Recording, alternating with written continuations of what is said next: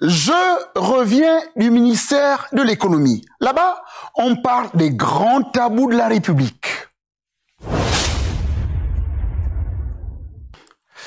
La dette, c'est réellement un problème au ministère de l'économie. Quel est réellement le poids de la dette aujourd'hui? Selon les économistes, c'est tout à fait normal qu'un pays contracte des dettes. Encore, faut-il savoir combien le Gabon doit et à qui? De 1368 milliards de francs CFA en 2009, on parle aujourd'hui de plus de 7500 milliards en 2024. Quel est le profil de nos créanciers? Club de Paris, Club de Londres, non-Club de Paris, Club de Libreville. Impôts et douanes. Qui fixe les quotas des recettes douanières et fiscales? Sur quelle base? Pourquoi ne pas élargir l'assiette fiscale et le taux d'imposition? À ce jour, nombre d'entreprises dites internationales qui engrangent des bénéfices sont pourtant défiscalisées. Comment cela se fait? Vie chère. Ayant la même réglementation douanière en zone CEMAC, pourquoi les produits coûtent plus cher au Gabon qu'ailleurs? Est-ce par exemple à cause des nombreuses barrières un peu partout au Gabon? On parle par exemple de plus de 40 barrières du Cameroun au Gabon.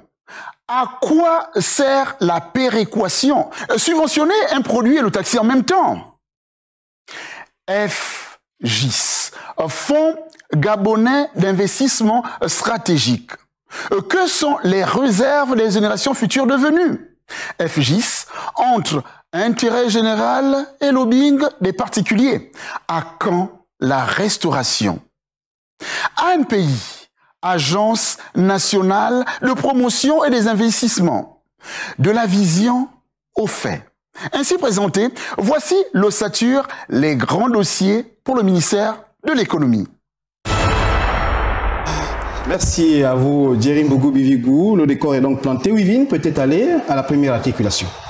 Alors, c'est un reportage de Pélagie Mbouiba et Guy Serge Dizambo. Ils nous font dire que le pays s'est endetté pour financer son développement. Cette dette a évolué au fil du temps, causant un désagrément au Gabon. Et donc, dans leur reportage, ils font le point de la dette intérieure et extérieure et ce qui a déjà été présenté. Mais ils précisent également qu'ils se sont rendus à la direction générale de la dette pour avoir des informations, mais hélas, pas de réponse. Suivons leur reportage. Le Gabon, pays riche en ressources naturelles, notamment le pétrole. Cependant, malgré ses atouts, le pays a dû s'endetter pour financer son développement. Ces dernières années, le volume global de la dette publique a connu une explosion, atteignant plus de 7 000 milliards de francs CFA.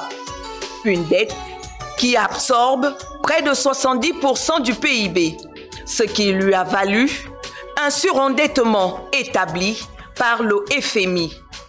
Quant à la dette intérieure, elle s'est multipliée par 7, passant de 400 milliards à 3 000 milliards de francs CFA, soit 22% du PIB.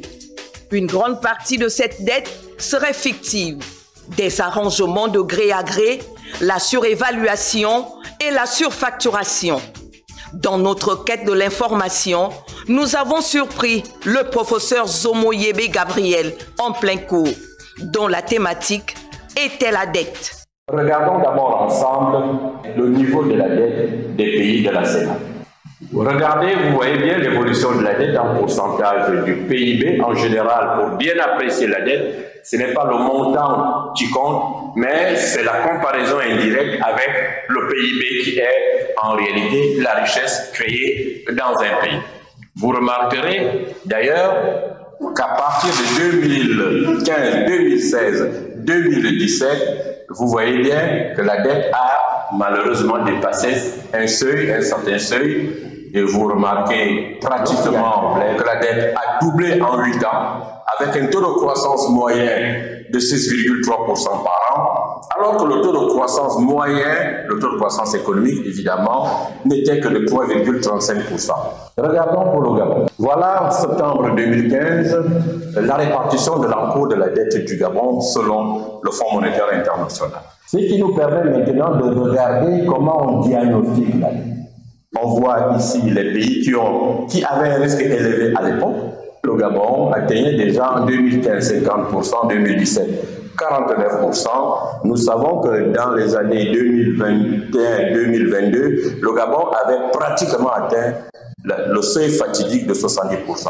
Les nouvelles autorités de la transition, déterminées à recrédibiliser la signature du Gabon, ont réussi à apurer 380 milliards de francs CFA, une grande partie de la dette extérieure. Elles ont également réactivé le comité consacré à l'aide extérieure et la task force afin de vérifier la véritable créance de l'État vis-à-vis des entreprises du secteur privé pour relancer les activités du club de Libreville.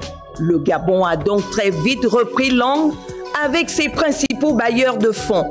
C'est dans cette optique que l'on apprend que le Trésor public pourrait emprunter la somme de 854 milliards de francs CFA sur les marchés financiers de l'Afrique centrale, laquelle devrait servir à financer les grands travaux et les projets sociaux. Un emprunt qui viendra alourdir la dette du pays. Alors, à quand l'audit de ces différentes dettes du Gabon ?